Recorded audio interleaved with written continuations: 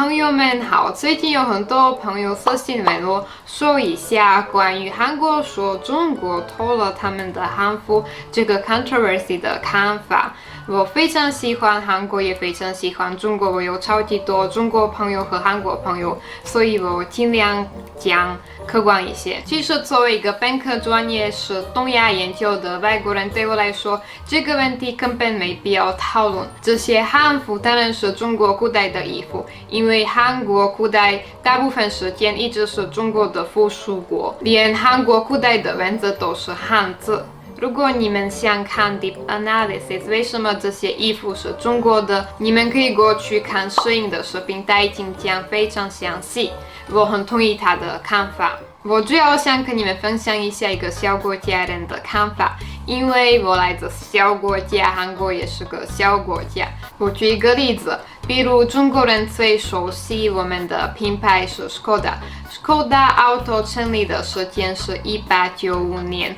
那时候捷克和斯洛伐克是一个国家，一直到卖给德国之前也是同一个国家。所以说 Skoda 是斯洛伐克的品牌，应该没什么大毛病。但是如果我对捷克人说 Skoda 是斯洛伐克的，你们不要偷我们的品牌，对不起，我丢不起这个人。而且韩国的情况更加简单，因为韩国古代是中国的附属国，所以这些衣服是完全属于中国的。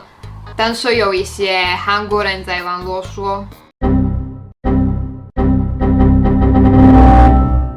我猜那些韩国人觉得这些衣服是韩国的原因是这样子，因为明朝韩国人和中国人的衣服是一样的。现在有些韩国年轻人会看韩国历史题材的电视剧，以为这些是韩国古代的衣服，然后中国有了一样的衣服，所以他们认为中国偷了他们的传统衣服。所以在网络上说这些衣服是韩国的韩国人，应该文化程度不太高，或者不了解历史，或者没学过历史。因为你稍微了解一点历史，你就知道这就是中国传统的韩服。其实缺少历史是世界上大部分小国家的问题，比如我们国家的历史是这样子，我们先属于Samovaríša，然后 Veľká Morava，然后 Uhorsko，然后 Rakúsko-Uhorsko，我们就成为了捷克斯洛伐克，然后 Hitler 来了，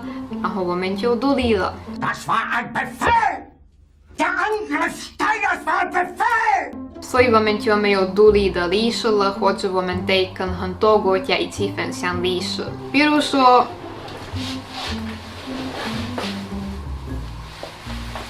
Krtko， 它是捷克斯洛伐克的动画片，可以说它是捷克斯洛伐克以前拥有的，但是主要是在布拉格公司做的，所以严格来讲就是属于捷克。你看，最代表我的东西是捷克的。Sorry， brachu， 我应该对捷克道歉，因为我偷了他们的文化。